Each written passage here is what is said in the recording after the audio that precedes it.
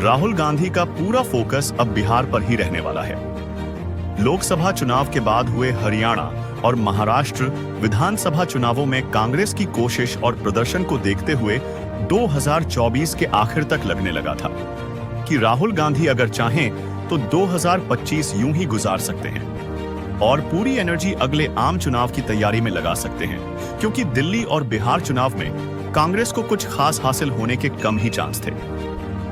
दिल्ली चुनाव के नतीजों को नंबर के नजरिए से देखें तो कांग्रेस जीरो बैलेंस अकाउंट वाली ही लगती है, लेकिन राजनीति के हिसाब से देखें तो कांग्रेस लड़ती हुई नजर आने लगी है। दिल्ली चुनाव में कांग्रेस को कुछ न मिलकर भी बहुत कुछ मिला है और सबसे बड़ा हासिल तो कांग्रेस को खोखला कर देने वाली आम आदमी की हार है।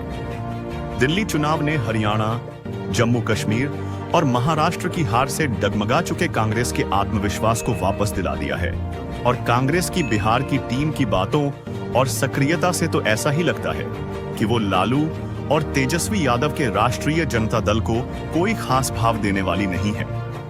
बीजेपी भले ही बिहार चुनाव के लिए फिर से नीतीश कुमार को बड़ा भाई स्वीकार कर चुकी हो, लेकिन कांग्रेस ने लालू परिवार को साफ कर दिया है कि वो आरजेडी की बी टीम बिल्कुल नहीं है। बिहार में कांग्रेस के लिए दिल्ली से बेहतर स्कोप है।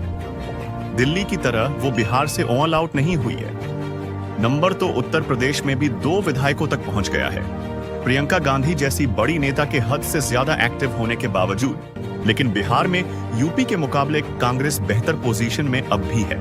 जैसे 2017 के यूपी विधानसभा चुनाव में कांग्रेस के प्रदर्शन से अखिलेश यादव खफा हो गए थे।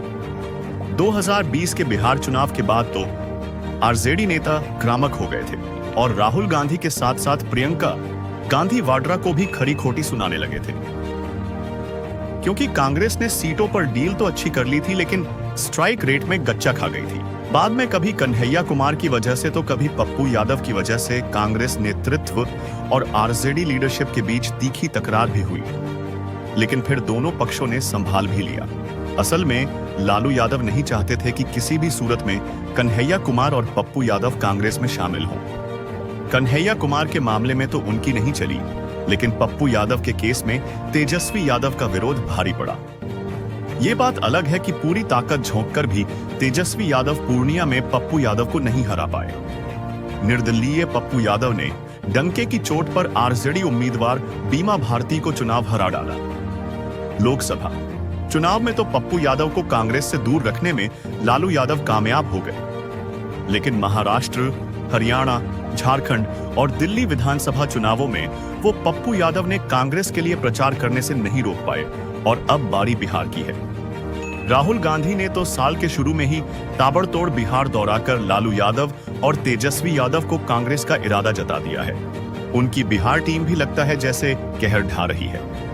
बिहार कांग्रेस के नए प्रभारी कृष्णा अल्लावरू भी पटना में जमे हुए हैं। लगातार कांग्रेस नेताओं के साथ मीटिंग कर रहे हैं और समझा रहे हैं कि आने वाले विधानसभा चुनाव में क्या और कैसे करना है।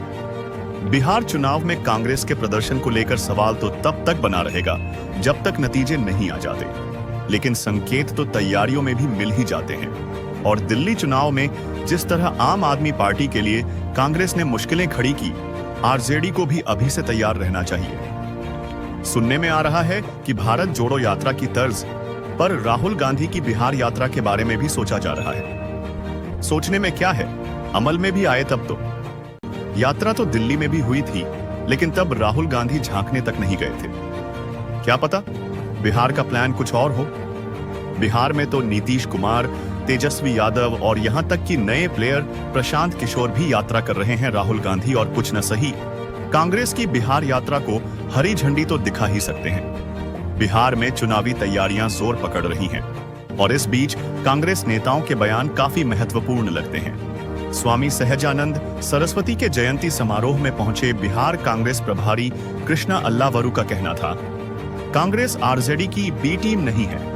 आगामी विधानसभा चुनाव में कांग्रेस ए टीम की तरह लड़ेगी।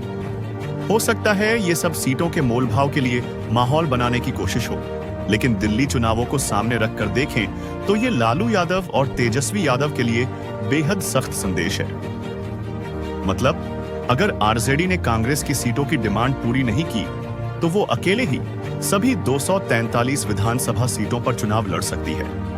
कृष्णा अल्लावरू की सक्रियता के साथ साथ कन्हैया कुमार और पप्पू यादव के तेवर देखकर तो ऐसा ही लग रहा है।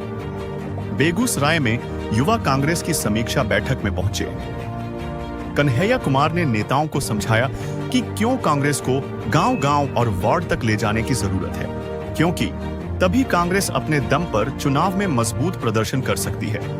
कन्हैया कुमार की तरह पप्पू यादव का कांग्रेस में अब भी औपचारिक इंडक्शन नहीं हुआ है, लेकिन अपने तौर पर वो कांग्रेस के रंग में पूरी तरह रंग चुके हैं।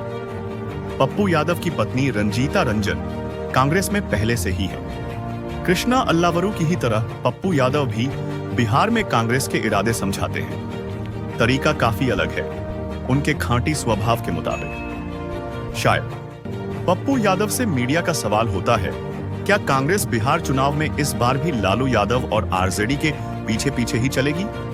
पप्पू यादव अपने अंदाज में शुरू हो जाते हैं। ये किसने कहा? कांग्रेस पार्टी ऊंट है। कांग्रेस पार्टी बैठ भी जाती है तो गधा से हमेशा ऊंट ऊंचा ही रहेगा। बाद में वो बात बदल देते हैं। लालू यादव बुजुर्ग हैं और सम्मानित नेता हैं। आरजेडी लालू यादव की पार्टी है, जबकि कांग्रेस अलग पार्टी है जिसके नेता प्रियंका गांधी और राहुल गांधी हैं।